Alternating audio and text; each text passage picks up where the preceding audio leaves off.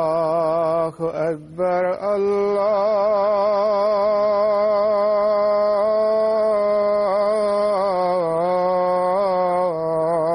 الله أكبر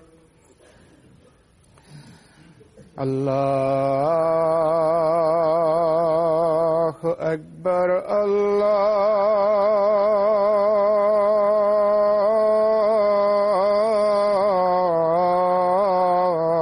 الله أكبر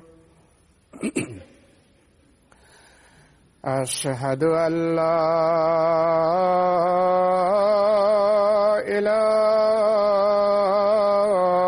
إله إلا الله أشهد أن لا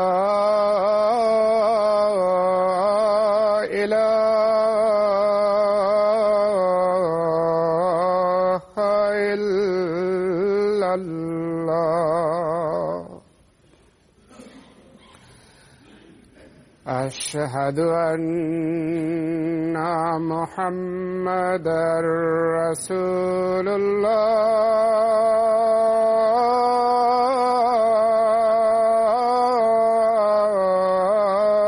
الله أشهد أن محمدًا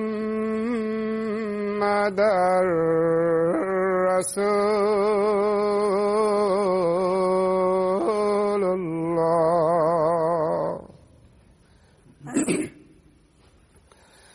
حي على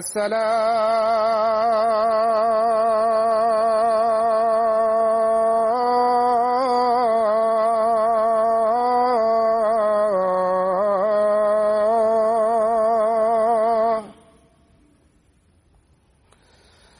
حي على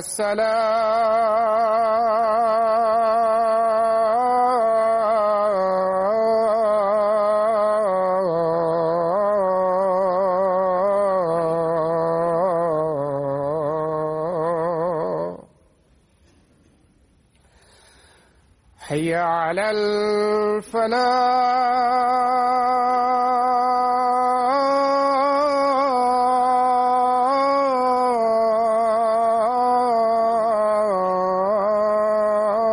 الفلاح حي على الفلاح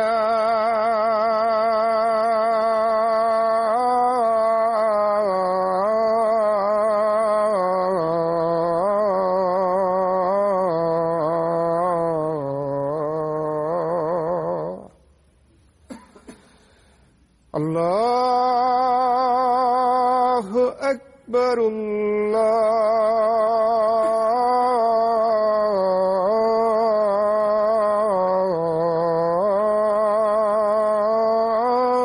الله أكبر لا إله إلا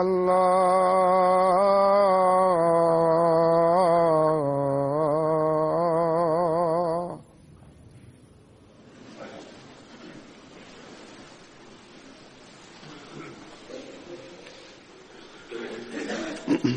السلام عليكم ورحمة الله.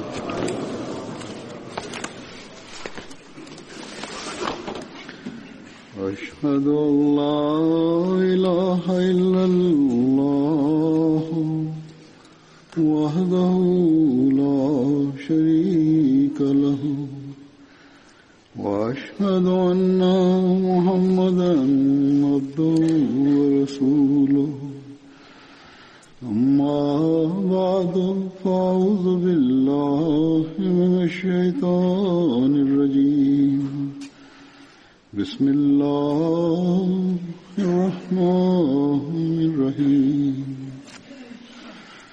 الحمد لله رب العالمين الرحمن الرحيم مالك يوم الدين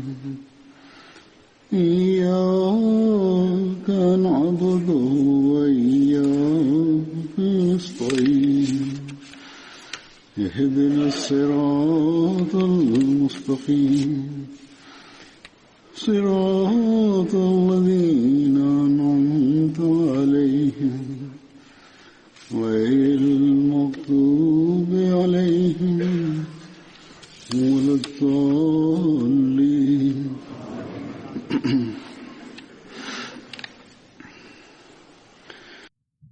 Aujourd'hui, j'avais l'intention d'évoquer certains compagnons du saint prophète, paix soit sur lui, avant de mentionner Mokarram Mirza Anas Saheb, qui est décédé quelques jours auparavant.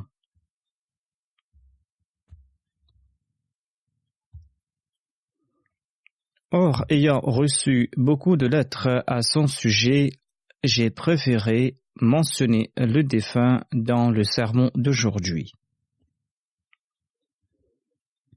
Mirza Anas Saheb était le fils aîné du troisième calife. Il a rendu l'âme quelques jours auparavant à l'âge de 81 ans. Inna lillahi wa inna ilayhi raji'un. C'est à Allah que nous appartenons et c'est à lui que nous retournerons. Le défunt était l'aîné des petits-fils de Hazrat Muslim Maud radhiyallahu anhu. Il était aussi le petit-fils de Nawab Mubaraka Begum Sahiba et de Nawab Muhammad Ali Khan Saheb. De ce fait, il était aussi mon cousin maternel.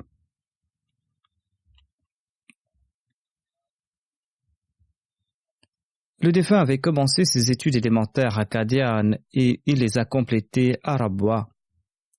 Ensuite, il a fait sa maîtrise à l'université du Pendjab. Il a travaillé quelque temps dans l'université du Pendjab avant de poursuivre ses études à l'université d'Oxford, ici au Royaume-Uni. Il a fait sa maîtrise à l'université d'Oxford et par la grâce d'Allah, il avait dédié sa vie en 1955 et en 1962, il a commencé à servir la Jamaat. Il a travaillé d'arrache-pied dans différents départements. Travailler dur et avec engouement faisait partie de ses habitudes. Le défunt avait une grande connaissance des hadiths, de la philosophie et de la littérature anglaise.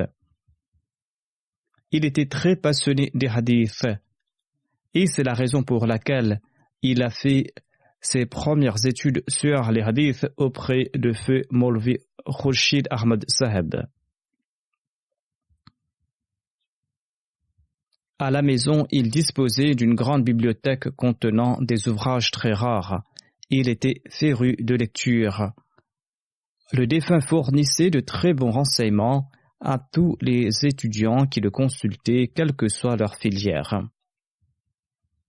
Il disposait des recueils de hadith les plus importants et les plus originaux.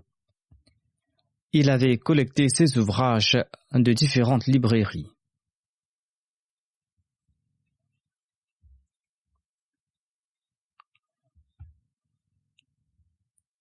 Hazrat Muslim Maud radhiyallahu anhu a évoqué le défunt lorsqu'il s'était dédié en 1955. Le deuxième calife de la communauté a déclaré « J'avais demandé aux membres de la Jamaat de se dédier et par la suite j'ai reçu 3 applications dont celle de mon petit-fils Mirza Anas Ahmad Saheb qui est le fils de Mirza Nasir Ahmad. Qu'Allah lui accorde l'opportunité de respecter son vœu. Mirza Anas m'a écrit qu'il souhaitait étudier la loi avant de se dédier.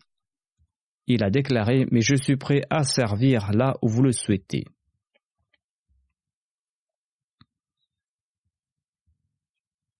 Par la grâce d'Allah, le défunt a servi pendant 56 ans dans différents départements de la Jamaat. Il a été affecté comme professeur au tout début à la Talimul Islam College.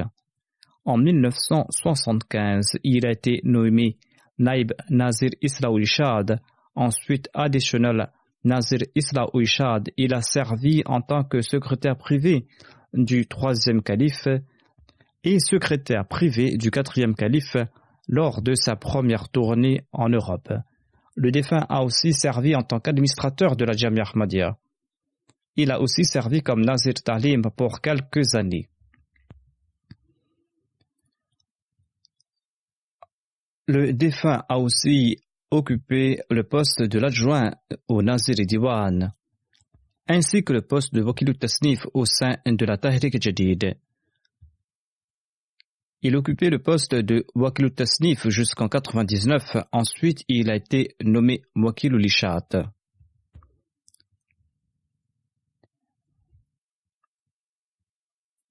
Il avait atteint l'âge de la retraite en 1997, mais il n'a cessé de servir jusqu'à son dernier souffle. Il a aussi servi au sein de la Khudamul Ahmadiyya centrale et de l'Ansarullah centrale. Il a traduit les ouvrages Brahini Ahmadiyya et Mahmoud Kamin en langue anglaise. Ces deux ouvrages ont d'ores et déjà été publiés. Il travaillait sur la révision de la traduction anglaise des ouvrages Surma Chashma Arya, Izala Yawham et Durethamin. Lorsque nos écoles ont été nationalisées, la Jamaat a ouvert ses propres écoles sous l'égide de la Nasir Foundation. Le défunt a occupé le poste de président de cette fondation. Il a été membre de la Majlis Ifta et membre du comité de la Noor Foundation qui a été institué afin de publier au sein de la Jamaat les recueils de hadith, ainsi que leurs traductions et les commentaires. Le défunt traduisait en langue ourdou le recueil de hadith Musnad Ahmad bin Hanbal.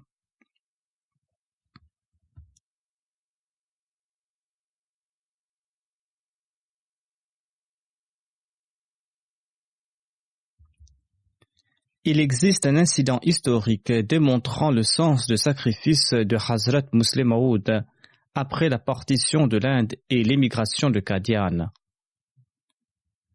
Étant donné que Mirza Anas Sahib est aussi concerné, je vous le présente. Hazrat Muslim Maud raconte: quand nous sommes venus de Qadian, j'ai informé les membres de ma famille qu'ils recevront la même quantité de nourriture de la cuisine communale que les autres. Étant donné que la situation était difficile, la nourriture était rationnée. Le deuxième calife a déclaré: en raison des difficultés financières, j'avais prescrit que chaque individu, ainsi que les membres de ma famille, recevront un seul pain par personne. Un jour, mon petit-fils Mirza Anas est venu me voir les yeux en larmes, et il m'a dit qu'un seul pain n'apaisait pas sa faim. Mais moi, je lui ai dit que j'allais l'offrir qu'un seul pain et pas plus. Étant donné qu'un pain ne lui suffisait pas, j'ai décidé de lui offrir la moitié de la mienne. Ainsi, je me contentais d'une moitié et lui d'un pain et demi, a déclaré Hazrat Muslim Maud. Ensuite, quand le rationnement d'un pain par invité sera enlevé, j'augmenterai le nombre de pains offerts aux membres de ma famille. Tant que la restriction sera en place, on offrira la moitié de mon pain à Mirza Anas. Par la grâce d'Allah, la situation s'est rétablie. On a eu de bonnes récoltes des terres du Sindh et Allah a offert d'autres revenus et cette restriction a été enlevée.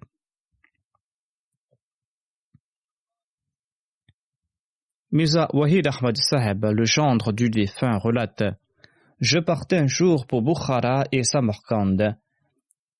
Mirza Anas Sahib m'a demandé de partir sur la tombe de l'imam Bukhari et de prier pour lui et de le saluer de sa part. C'était là une expression de son amour pour le saint prophète Mohammed paix soit lui, car l'imam Bukhari avait réuni tout un trésor des dires du saint prophète et des incidents de sa vie. Il a réuni tout cela des centaines d'années auparavant et nous les a transmis. Il mérite ainsi nos prières et qu'on lui transmet nos salutations. Le docteur Nouri Sahib raconte: j'ai eu l'occasion d'observer le défunt pour une longue durée. Il complétait avec dévotion, avec amour et avec enthousiasme toute tâche qu'on le confiait. En dépit de sa faiblesse, en dépit de sa maladie, je l'ai vu travailler sur la traduction des ouvrages du Messie premier l'Islam sur son ordinateur portable à l'hôpital. Il tapait pendant des heures sur son ordinateur. son compagnon se tenait à côté de lui avec les références tirées du Saint-Coran et des ouvrages du Messie promis à l'Islam. Il disait que son unique souhait était de compléter avec l'aide d'Allah la tâche que lui avait confiée le calife de l'heure. Le docteur Nouri ajoute que la mémoire du défunt était phénoménale. Il évoquait avec une grande passion et de manière très belle les hadiths ainsi que les incidents tirés de la vie du Messie promis à l'Islam et des califes. Il le faisait avec une si grande passion et de manière si belle qu'il faisait fondre le cœur de l'auditoire. Il avait les yeux en larmes quand il en faisait mention et sa voix était émue. Le défunt était aussi imbu d'une grande patience et d'une grande détermination face à toute crise. Il endurait patiemment toute contrainte. En raison de sa maladie, il ne pouvait même pas porter une tasse ni changer de position sur le lit. Mais en dépit de cela, il n'a pas cessé de travailler. Il l'a fait avec passion, avec un grand sens de responsabilité. Il ne s'était jamais plaint et il était toujours satisfait du décret d'Allah. Le docteur Nouri déclare que le défunt souriait à chaque visiteur. C'était là une de ses plus grandes qualités. Il est venu me rencontrer un jour avant d'être admis à la Tahir Heart Institute. Une grande souffrance se lisait sur son visage en raison de sa maladie. Or, en dépit de cela, il souriait et il a déclaré « Je crois que ma fin est proche et que je pars rencontrer mon Seigneur ». Le docteur Nouri ajoute que le défunt était imbu d'une grande reconnaissance. À 2 reprises, avec une grande bienveillance, il m'a dit ceci: « Jamais je ne pourrai vous retourner la sincérité et la compassion avec lesquelles vous m'avez traité. » Et ainsi de reconnaissance, il a offert au docteur Nouri un journal dans lequel le 3e calife consignait ses rêves, ainsi qu'un manteau qui appartenait au 3e calife. Le défunt a aussi fait montre de bienveillance à l'égard du personnel médical.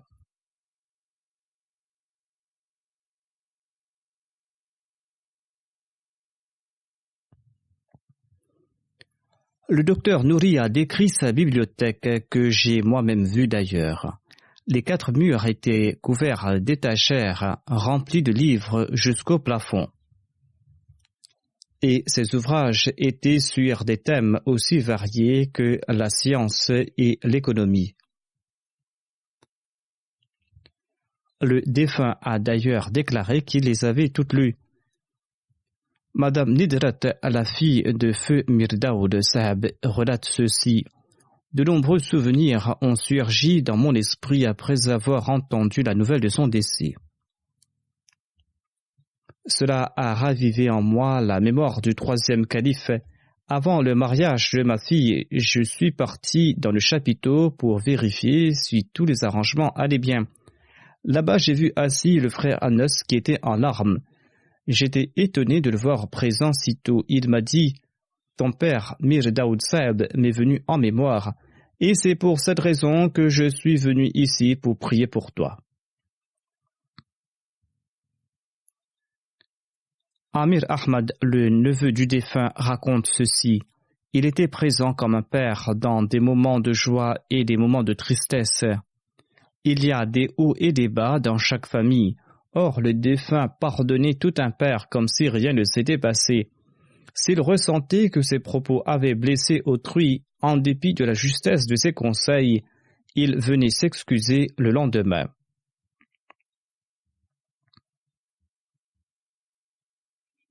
Muniruddin Sham Sahab, l'additionnel Wakil Tasnif, écrit ceci. J'ai eu plusieurs sessions avec le défunt. Il a toujours fait preuve de compassion et de bienveillance. En dépit du fait qu'il était bien plus âgé que moi, jamais il ne l'a laissé transparaître, ni n'a-t-il fait montre de son savoir.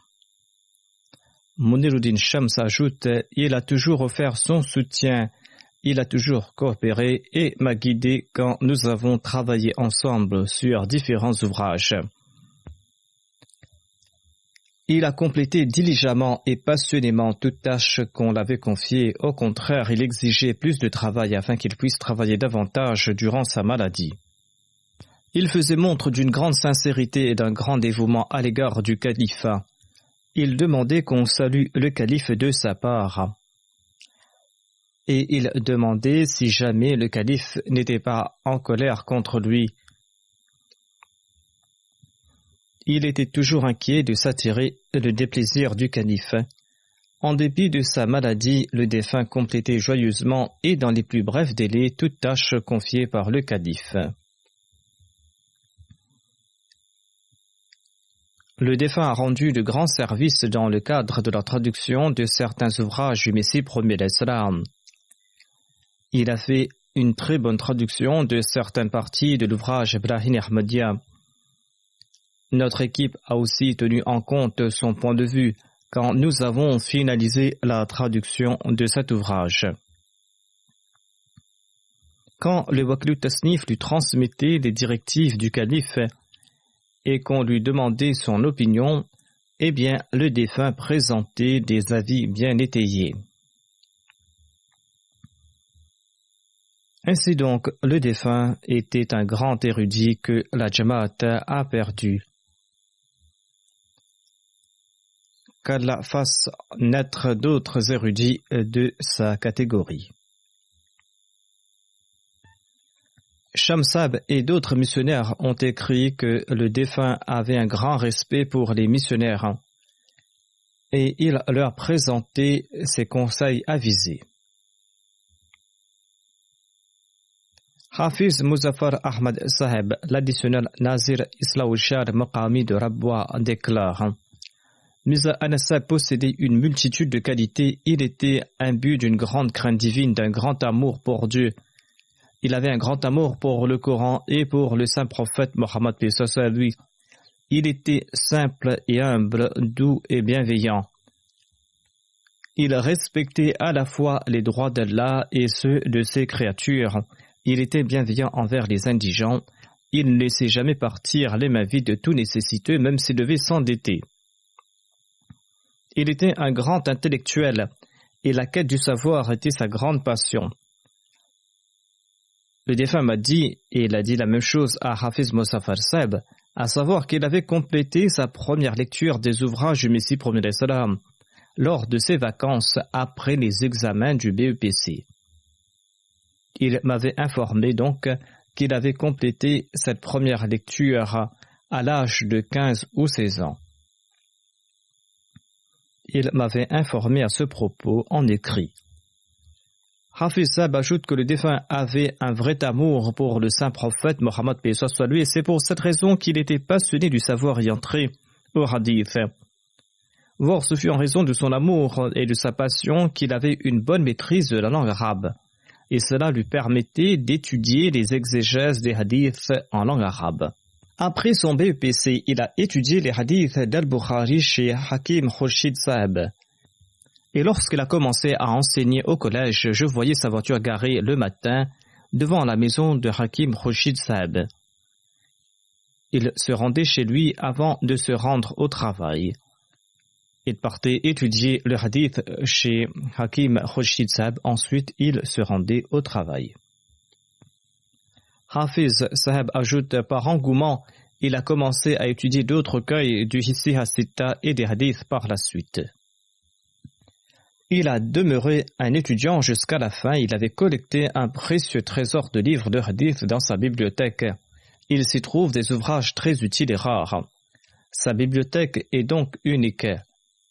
Le défunt était passionné de tout savoir ayant trait au hadith et il disposait d'ouvrages sur l'authenticité des narrateurs ainsi que sur les principes des hadiths.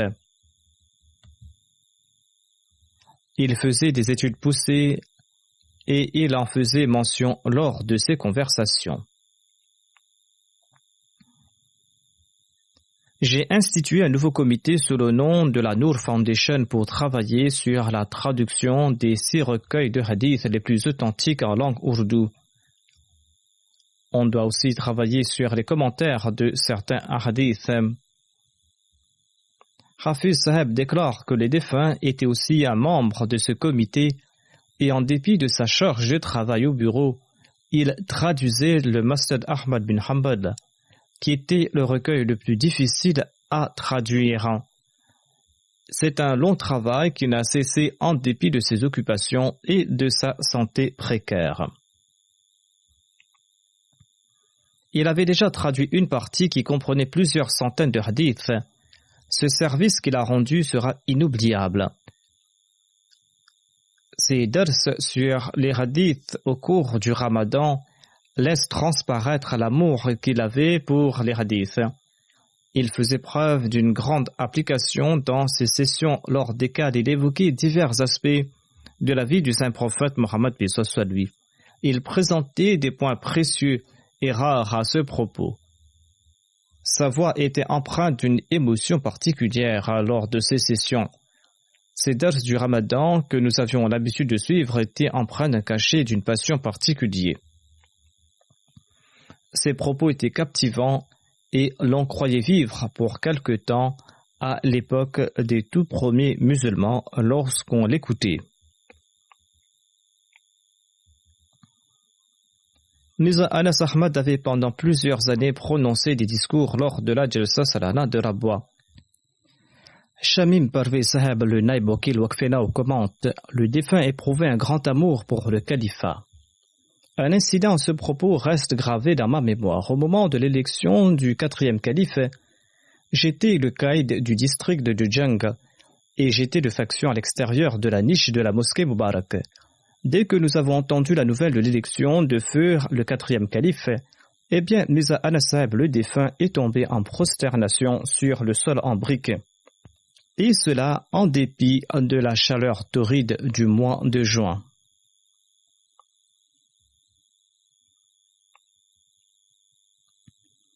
Le docteur Iftikhar Saheb de Londres écrit ceci: le défunt était un véritable Waqfi Zindagi. Il était toujours présent au bureau et n'a cessé de travailler jusqu'à son dernier souffle sur les publications et les traductions. Il travaillait sur les traductions avec une grande concentration et il passait des fois plusieurs jours pour trouver l'expression appropriée et il faisait preuve d'une grande obéissance. Khalid Saheb du bureau russophone de Londres écrit ceci: le défunt était la personnification de ce hadith du saint prophète Mohammed paix soit lui, hadith qui nous recommande de chercher la connaissance du berceau jusqu'à la tombe. Ainsi, le défunt était passionné de la quête du savoir, quel que soit le domaine. Il ne ratait aucune occasion pour acquérir la connaissance. Et les hadiths du saint prophète Mohammed paix soit lui et toute connaissance ayant trait au hadith était son sujet de prédilection.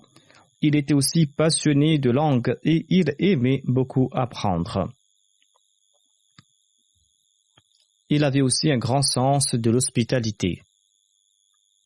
En 2005, M. Rostam Hamad Wali, le président de la Jamaat de la Russie, qui est aussi un muallim, s'était rendu à Rabwa dans le cadre de la préparation du Saint-Coran en langue russe. J'ai eu l'occasion de travailler avec celui-ci, commente Khalid Saheb.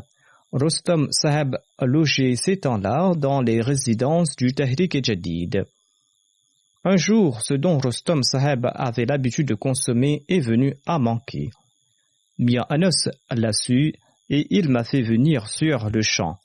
Et il m'a dit que Rostam Saheb est notre invité de marque et nous devons lui être aux petits soins. C'est là notre premier devoir. Il a ensuite fait sortir de l'argent de sa poche et il m'a demandé d'apporter l'aliment concerné en ajoutant de l'informer si jamais on avait besoin de quelque chose d'autre pour cet invité. Je l'ai informé que le nécessaire a été fait et que le produit concerné était disponible. Par la suite, il me demandait régulièrement si tout allait bien. Mohammed Salek, missionnaire de la Birmanie, relate ceci. dit Munir Ahmad du Sri Lanka étudiait à la Jamia de Rabwa et un incident l'avait fort touché. Aujourd'hui, Munir Ahmad Saheb travaille comme missionnaire au Sri Lanka. Lorsqu'il était étudiant, il était tombé gravement malade. Il était à la Jamia et Mirza Anas Saheb était très inquiet à son sujet et il venait à l'internat matin et soir pour s'enquérir à son sujet, comme s'il s'agissait d'un proche parent. Mirza Saheb était à l'époque l'administrateur de la Jamia. Shamshad Saheb, missionnaire des États-Unis, déclare le défunt tentait d'insuffler dans les missionnaires une passion pour la prédication lors des réunions. Il raffolait de lecture et il demandait aux missionnaires d'en faire de même. Au bureau, il avait d'ailleurs toujours un tas de livres. Il étudiait souvent le recueil d'Al-Bukhari et discutait à ce propos avec les missionnaires de passage. Shahid Mahmoud Saeb, qui est missionnaire au Ghana, déclare « J'ai travaillé avec Mirza Anas Saheb pendant plus de 12 ans au sein de la Wakalati Shat sur la version anglaise du mensuel Tahrik Jadid. J'ai appris beaucoup de choses du défunt. Il débordait d'amour pour le Messie premier d'Islam et pour le califat, et il avait aussi un très grand sens de l'obéissance.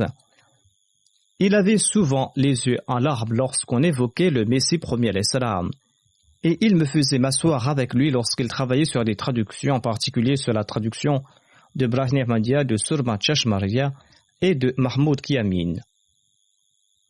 Il m'invitait souvent chez lui dans le cadre de ces traductions.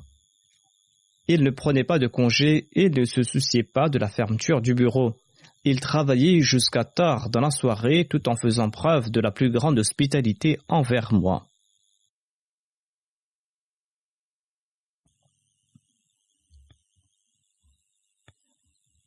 Quand on devait accomplir la prière de Zohr au bureau avec le personnel, il me choisissait comme imam.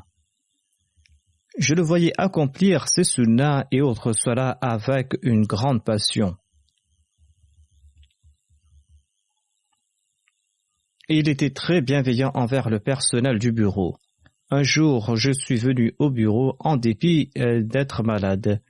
Le défunt m'a contraint de prendre un congé de séjour et de retourner à la maison pour me reposer. Or, lui-même venait au bureau en dépit de sa maladie et il travaillait aussi à la maison. Ayaz Mahmoud Khan Saheb, missionnaire de la Wakalat Tasnif du Royaume-Uni, relate ceci. J'ai beaucoup appris du défunt au sujet du travail, étant donné qu'il traduisait passionnément les ouvrages du Messie premier d'Islam. Il me faisait part des passages difficiles et des solutions qu'il avait trouvées, et il partageait avec moi ses expériences. Il répétait souvent la phrase suivante. Quand on traduit, il ne suffit pas de tirer la traduction littérale d'un mot du dictionnaire. Il faut aussi se demander si le mot en question n'abaisse pas le statut du Messie premier d'Islam. Si la traduction littérale n'était pas appropriée, il faudra trouver le terme correspondant pour faire passer le message du texte. Il était si passionné de traduction qu'il ne s'arrêtait même pas, même lorsqu'il était malade. Il m'a souvent dit que la maladie avait ralenti son rythme de travail et qu'il ne pouvait pas faire autant qu'il le souhaitait. Il s'asseyait quand même pour 6 ou 7 heures sans s'arrêter. Je l'ai moi-même vu travailler pendant 12 ou 13 heures. Ayaz Saheb ajoute, lorsque nous étions partis à Rabwa, nous avons eu une classe avec le défunt. Il disait souvent que nous devrions étudier la littérature et lire tout type d'ouvrages, et pas uniquement des livres religieux. Il nous a conseillé de lire des ouvrages sur la philosophie, sur la littérature. Il nous a conseillé de lire des romans, car cela enrichit la langue et le savoir. Il m'a dit que cela est très important pour moi car je travaille sur la traduction. Un jour, je lui ai demandé la traduction anglaise d'un mot difficile. et après avoir réfléchi quelques instants, il m'a proposé 3 termes. Je lui ai ensuite présenté la traduction faite par Hazrat Chaudhry Mohammad Zafar Khan Sahib. Le défunt était très satisfait de cette traduction et il a déclaré que cette traduction était fort appropriée. Il a ajouté avec beaucoup de respect et d'admiration que Chaudhry Sahib avait une bonne maîtrise de la langue et que je devais utiliser le même terme. Le défunt n'accordait aucune importance à son intelligence, à sa compréhension ou à son savoir devant la personne du calife. Quand on lui citait ce que disait le calife, s'il avait une opinion quelconque, il la mettait de côté en disant qu'il était dans l'erreur et que le calife avait raison. Il m'avait ainsi enseigné que rien n'avait de l'importance devant la personne du calife. Il disait que l'opinion le plus juste était celui du calife et que nous devrions nous y conformer.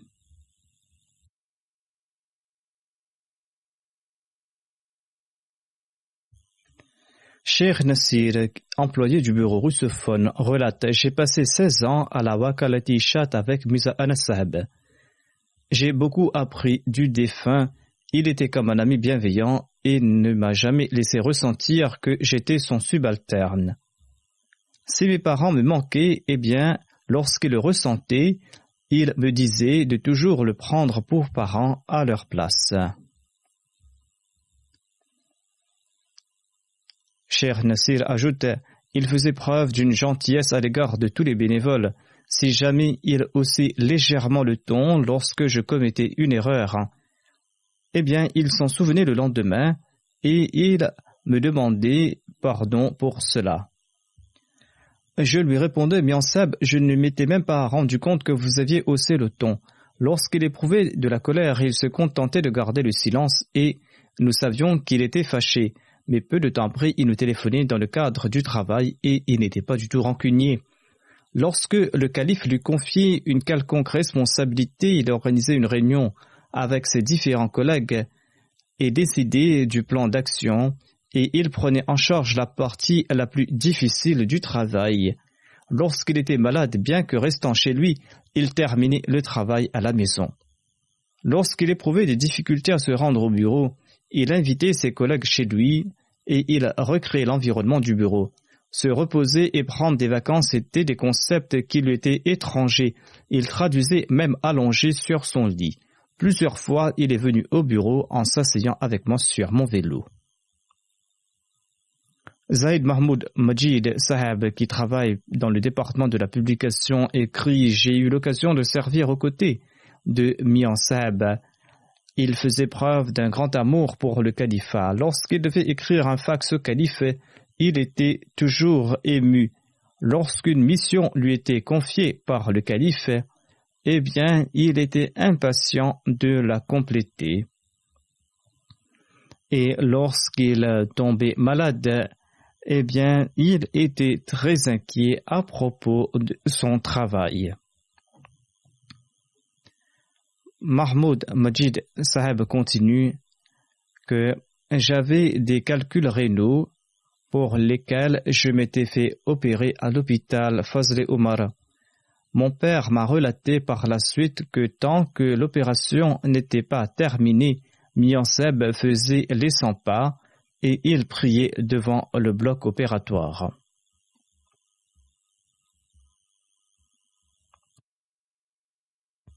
Mohammeduddin Bhatti Sahib, qui travaille dans le département de la publication, écrit ceci. J'ai eu l'occasion de travailler avec le défunt depuis 1995 jusqu'à son décès. Feu Mian Sahib se comportait avec ses subalternes avec une grande courtoisie. À chaque fois qu'il m'appelait dans le cadre du travail, il me demandait de prendre une chaise et de m'asseoir avant de discuter. Chaque fois qu'il lui arrivait de se fâcher avec l'un de ses subordonnés, il faisait preuve d'une gentillesse dans la foulée. Et parfois, il allait jusqu'à demander pardon. Une fois, dit-il, Mian Sahib m'a demandé de faire une tâche, mais j'ai refusé. Bien que j'étais fautif, il ne m'a pas tenu rigueur. Il m'avait fait juste remarquer que je n'aurais pas dû refuser. Il ajoute que je souffrais du genou et je ne pouvais pas arriver à l'heure au bureau parce que je souffrais. Et quand je venais en retard, cela était stipulé sur la feuille de présence et lorsque quelques retards s'accumulent, ils sont transformés en absence. Mais Mian Seb a demandé en personne au Wakil et Allah de ne pas comptabiliser mes retards car j'avais des douleurs. Mian Seb prenait particulièrement soin des étudiants pauvres, des personnes sans emploi et des veuves. Il offrait des livres et des uniformes aux étudiants et il écrivait des lettres de recommandation pour les chômeurs. Ahsanullah Saheb, missionnaire affecté au Ghana, écrit ceci. J'ai eu l'opportunité de travailler pendant 9 ans au sein de la Wakalat-e-Ishaat. Le défunt avait un grand amour pour le califat et il insufflait cet amour dans le cœur de son personnel de manière très subtile. Un jour, il m'appela et me demanda de m'asseoir auprès de lui et il me dit ceci. Je suis en train d'écrire un fax au calife et je dois le finir maintenant. Il commença à écrire le fax. Pendant quelques minutes, il garda ses yeux rivés sur les mots « le 5e calife » qu'il était en train d'écrire. Ensuite, avec beaucoup d'émotion, il a fait part de certains récits ayant trait au califat. Le défunt faisait preuve d'une grande gentillesse envers ses subordonnés. Il ne laissait personne se mettre debout devant lui. Même lorsqu'il était très malade et faible, il était de bonne humeur. Si jamais il réprimandait quelqu'un un jour, il lui remontait le moral pendant les 2 jours suivants, au point où l'on était embarrassé, tandis qu'il montait que parfois légèrement le ton. Il n'a jamais utilisé de mots durs ni de paroles blessantes. Lorsqu'au bureau, il voyait quelqu'un faire preuve de sévérité envers un autre, il faisait part de son déplaisir pour ce genre de comportement.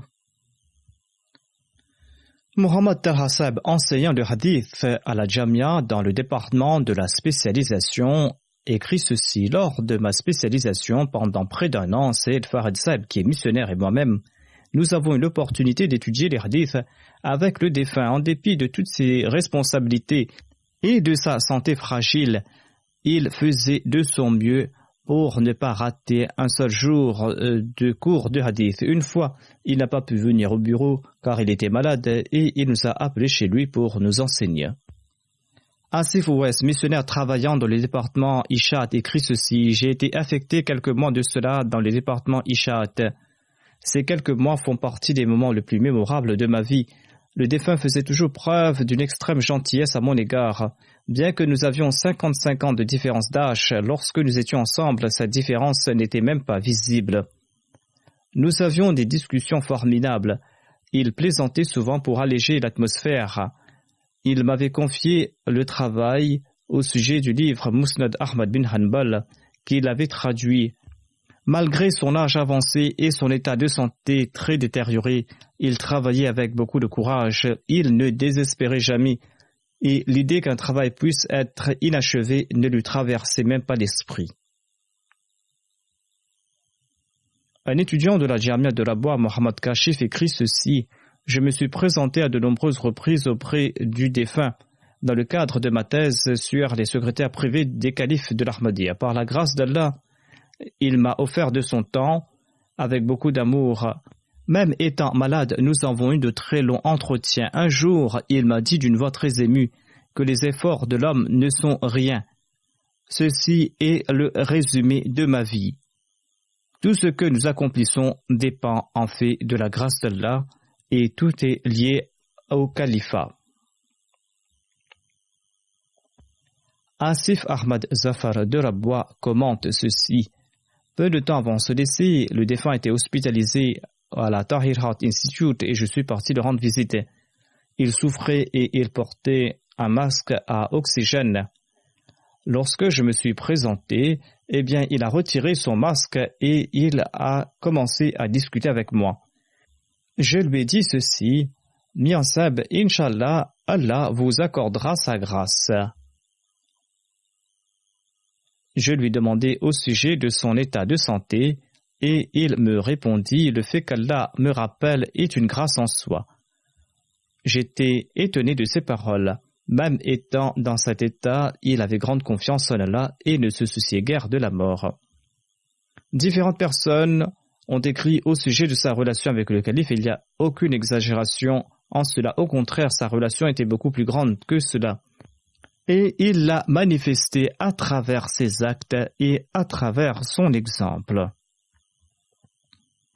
Lorsque feu le 4e calife m'avait nommé Amir-e Moqami et Nazir-e Allah, eh bien, en raison de son obéissance envers le califat, il a fait preuve d'une obéissance complète et d'un très grand respect, et cela en dépit du fait que j'étais 13 ou 14 ans plus jeune que lui.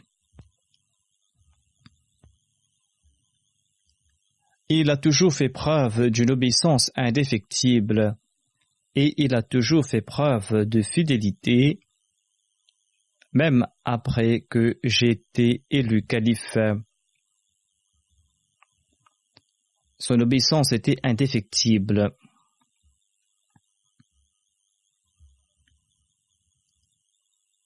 Qu'Allah fasse preuve de miséricorde et de pardon à son égard et qu'il accomplisse son souhait qu'il avait mentionné, celui d'être récipiendaire de la grâce divine.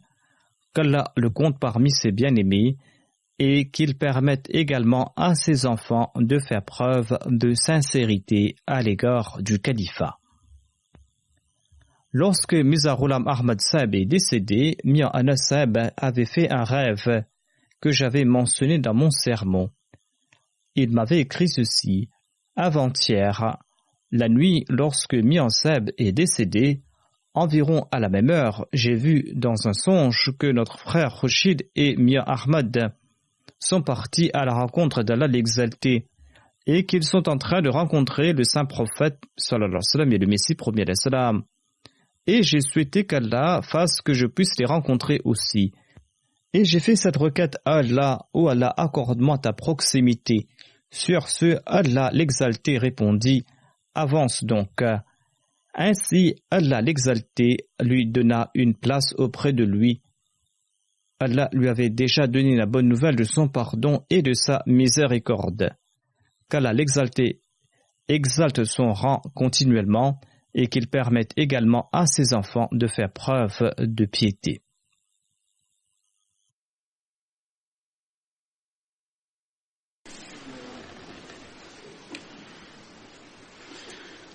Alhamdulillah,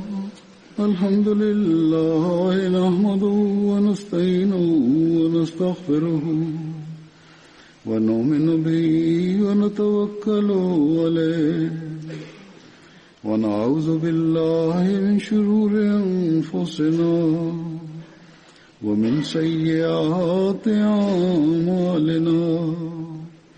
من يهده الله فلا مضل له ومن يضلل فلا هادي له ونشهد أن لا إله إلا الله ونشهد أن محمدا عبده ورسوله.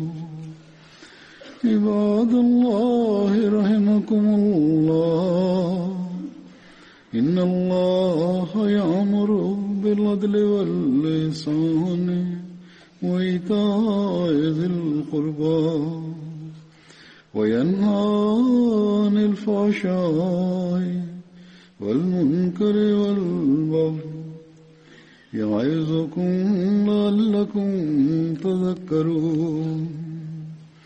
اذكروا الله يذكركم وادعوه يستجب لكم ولذكر الله أكبر.